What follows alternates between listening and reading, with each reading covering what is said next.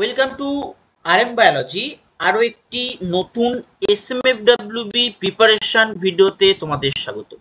আমি তোমাদেরকে যেমনটি কথা দিয়েছিলাম যে কোশ্চেন অ্যান্ড অ্যান্সার সিরিজ শুরু হবে বায়োলজি, ফিজিক্স, কেমিস্ট্রি সবগুলোর ক্ষেত্রেই। তো অলরেডি আমি তোমাদের স্যাম্পল পেপার দিয়েছি। আজকে থেকে তোমাদের চ্যাপ্টার ওয়াইজ ক্লাস শুরু হচ্ছে বায়োলজি, যেখানে তোমরা প্রত্যেকটা চ্যাপ্টার থেকে কিন্তু বেশ কিছু গুরুত্বপূর্ণ প্রশ্ন পাবে, যেগুলো তোমাদের পরীক্ষায় আসবেই। তাই চ্যানেলটি সাবস্ক্রাইব করো, বেল বাটনটি বাজিয়ে দাও, এবং এখনো যারা স্যাম্পল পেপারের ভিডিওটি দেখোনি, এই ভিডিওর আই বাটন দেখতে পাচ্ছ, ওখান থেকে দেখে নিতে পারো, বা পিন কমেন্টে আমি লিঙ্ক দিয়ে রাখবো, সেখান থেকে দেখে নিতে পারো। চলো শুরু করা যাক। তো সব থেকে প্রথমে আমরা তো আজকে দেখো তোমাদের দেখিয়ে দিই আর একবার, যে আমরা আজকে করব সপুষ্পক উদ্ভিদের যৌন জনন। এটা কিন্তু ক্লাস 12 একটা চ্যাপ্টার। এখান থেকে কিন্তু দুটো প্রশ্ন তোমরা পেতে পারো। সেই দুটো প্রশ্ন তোমরা কিন্তু এই কটা প্রশ্ন থেকে পেয়ে যাবে। দেখো, প্রথম প্রশ্ন দিয়েছে, পরাগনালী ডিম্বক ত্বক ভেদ করে ডিম্বাশয়ে প্রবেশ করলে তাকে কি বলা হয়? তো নিষেকের সময় পরাগনালী তিনটে পদ্ধতিতে ডিম্বাশয়ে প্রবেশ করতে পারে। যদি আমি তোমাদের ছবি এঁকে ব্যাপারটাকে একটু ক্লিয়ার করে দিই, তোমাদের বুঝতে সুবিধা হবে, এবং একসাথে অনেকগুলো প্রশ্নের কিন্তু তোমরা অ্যান্সার পেয়ে যাবে। ঠিক এরকম একটা স্ট্রাকচার তোমরা দেখবে তোমাদের বইতে কিন্তু আঁকা রয়েছে। এরকম স্ট্রাকচার তোমাদের বইতে আঁকা রয়েছে। তো এই যে পার্টিকুলার জায়গাটা যেখানে আমি মার্ক করছি, এই জায়গাটাকে চ্যালাজাল প্রান্ত বা ডিম্বক মূল প্রান্ত বলা হয়। চ্যালাজাল এন্ড।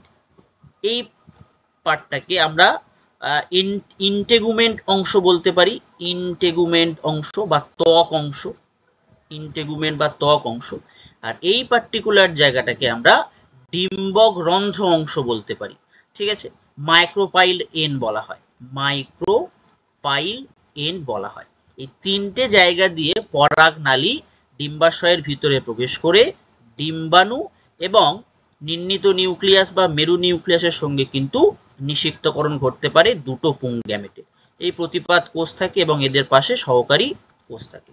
তো যদি ইন্টেগুমেন্ট পথ দিয়ে প্রবেশ করে, তখন তাকে আমরা কি বলে দেব? তখন তাকে আমরা বলবো মেসোগ্যামি। তাহলে উত্তর কি হবে?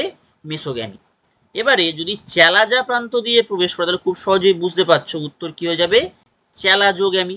এবার যদি মাইক্রোপাইল, এখানে কি থাকে? পোর থাকে, অর্থাৎ রন্ধ্র থাকে, তাই এটাকে কি বলা হয়? পোরোগ্যামি। তাহলে ইন্টেগুমেন্ট দিয়ে প্রবেশ করলে মেসোগ্যামি, চ্যালাজা দিয়ে প্রবেশ করলে চ্যালাজোগ্যামি, আর মাইক্রোপাইল বা পোর দিয়ে প্রবেশ করলে বলা হবে পোরোগ্যামি। এখান থেকে তোমরা দেখো একসাথে তিনটে উত্তর কিন্তু করতে পারবে। ঠিক এরপরেই, নিষেকের সময় ডিম্বকের কোনটি অবলুপ্ত হয়? ডিম্বকের কোনটি অবলুপ্ত হয়? উত্তর হয়ে যাবে কিন্তু সহকারী কোষ। এই কোশ্চেনগুলো খুব সহজে যাতে পারবে, তাই কারণে কিন্তু তোমরা স্টাডি মেটেরিয়াল কালেক্ট করতে পারো এবং এই পার্টিকুলার নাম্বারটায় যোগাযোগ করতে পারো। আজকে যারা স্টাডি মেটেরিয়াল বাই করবে তাদের কিন্তু 20% ডিসকাউন্ট চলছে আজকের দিনের জন্য। তাড়াতাড়ি তোমরা যোগাযোগ করে নাও। দ্বিনিষেকের ফলে উৎপন্ন হয়। তো দ্বিনিষেকের ফলে কি উৎপন্ন হবে? দেখো, দ্বিনিষেক মানে কি? দ্বিনিষেক মানে হচ্ছে পুংগ্যামেট প্লাস নির্ণিত নিউক্লিয়াস। পুংগ্যামেট প্লাস নির্ণিত নিউক্লিয়াস, এটা কিন্তু দ্বিনিষেক। নির্ণিত নিউক্লিয়াসে আমরা 2n পাই, আর পুংগ্যামেটে n পাই, তাহলে 2n প্লাস n করে দাও, কত থাকবে? 3n। এরপর নিচের কোনটি দ্বিনিষেক প্রক্রিয়ায় একটি বিশেষ উৎপাদন? শস্য।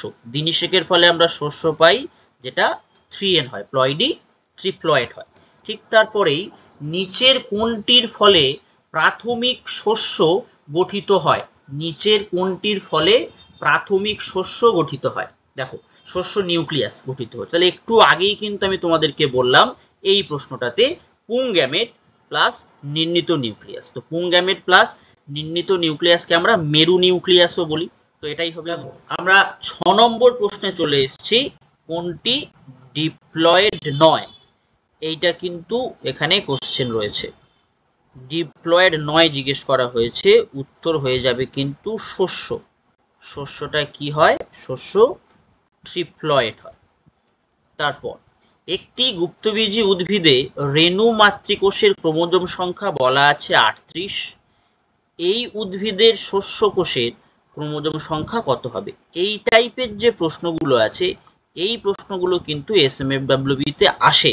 আগের বছর কিন্তু এই টাইপের একটা প্রশ্ন এই চ্যাপ্টার থেকে ছিল। এটা কি করে করবে? দেখো, রেণু মাতৃকোষের প্লয়েডি কত হয়? 2n হয়। তো 2n ইকুয়াল টু বলা আছে 38। তাহলে নিঃসন্দেহে তোমরা করে নিতে পারবে যে n ইকুয়াল টু 19 বা 19। এবারে আমাদের চেয়েছে কোনটা? আমাদের চেয়েছে শস্য কোষের ক্রোমোজোম সংখ্যা।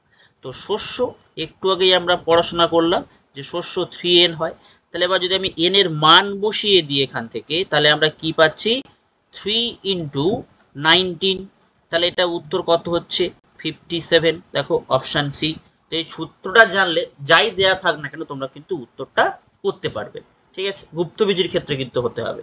তারপর শস্য সম্পর্কে কোনটি সত্য? এই কলার কোষগুলো সঞ্চিত খাদ্যে পূর্ণ থাকে, একদম ঠিক। বর্ধনশীল ভ্রূণের পুষ্টি সরবরাহ করে, একদম ঠিক। প্রাথমিক শস্য নিউক্লিয়াসে নিউক্লিয়াসের বিভাজন ও সাইটোকাইনেসিস উভয় হয়, একদম ঠিক। তাহলে যদি তিনটে ঠিক হয় তাহলে ক্ষেত্রে উত্তরটা কি হয়ে যাবে? সবগুলি।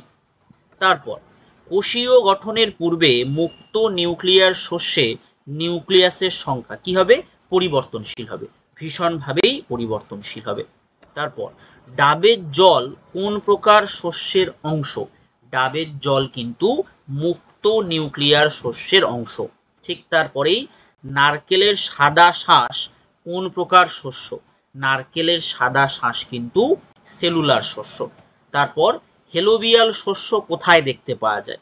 হেলোবিয়াল শস্য জাঙ্কাস স্পিসিস বা জাঙ্কাসতে দেখতে পাওয়া যায়। তারপর বীজপত্রাদি কাণ্ড এপিকোটাইল থেকে কি সৃষ্টি হয়? বিটপের অগ্রভাগও সৃষ্টি হয়, মূলের অগ্রভাগও সৃষ্টি হয়, অর্থাৎ এ আর সি উভয় হবে, অর্থাৎ অপশন ডি। ঠিক তারপরেই নিচের কোনটি প্রকৃত ফল? এর মধ্যে প্রকৃত ফল কিন্তু লেবু, প্রকৃত ফল লেবু, অপশন সি। 15 পরাগরেণুর অন্তত্বকের মুখ্য উপাদান হলো? যদি আমরা পরাগ রেণু দেখি, পরিণত পরাগ রেণু, সেখানে আমরা দুটো স্তর দেখতে পাবো, একটা অন্তঃস্তক, একটা বহিঃস্তক, এরকম ত্বক দেখতে পাবো।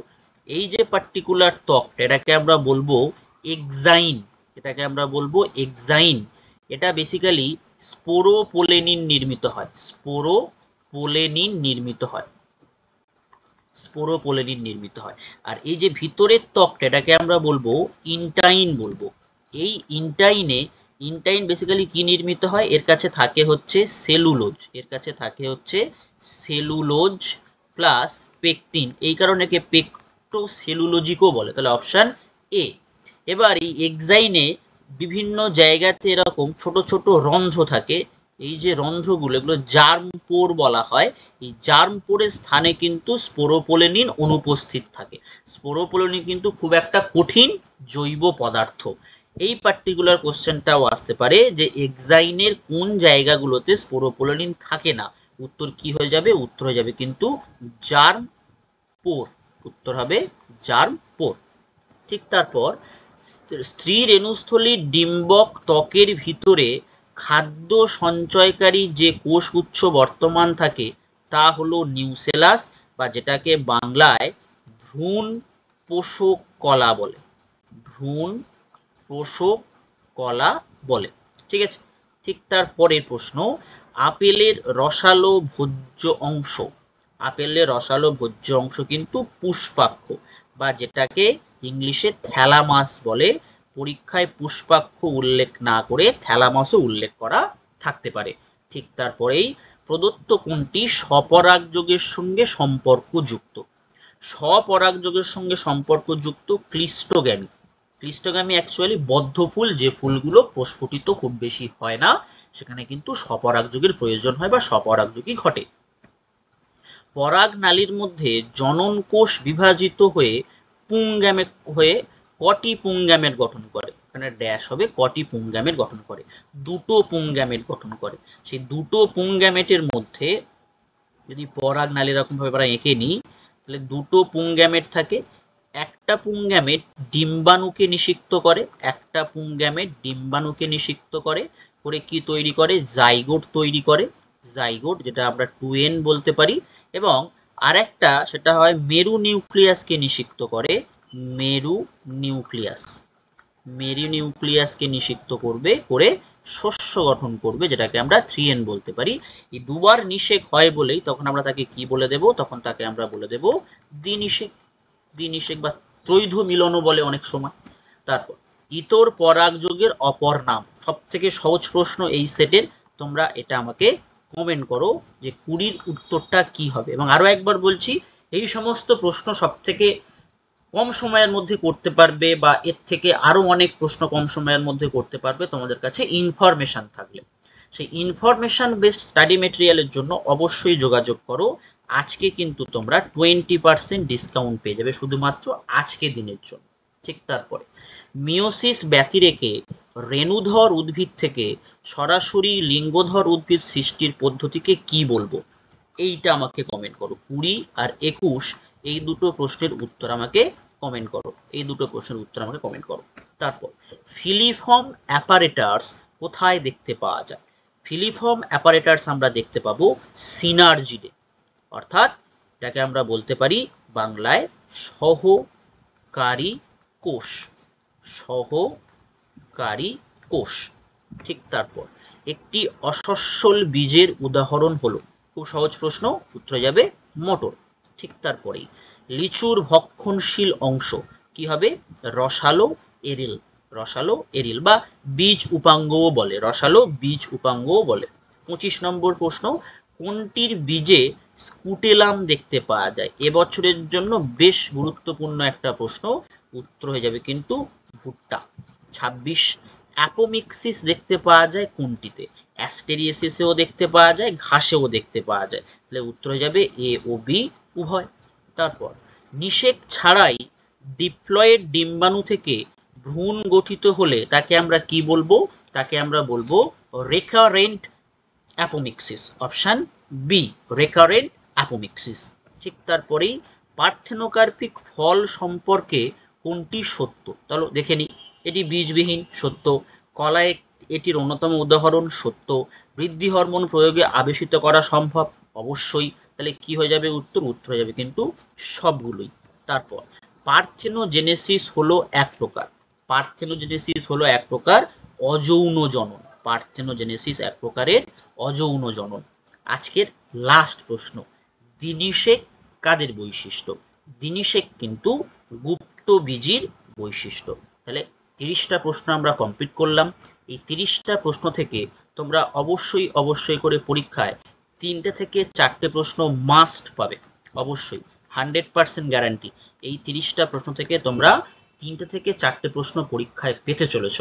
এবং যারা চ্যানেলে নতুন, চ্যানেলটি সাবস্ক্রাইব করো। এরপরে কিন্তু পরপর তোমাদের চ্যাপ্টার ওয়াইজ ক্লাস আসবে।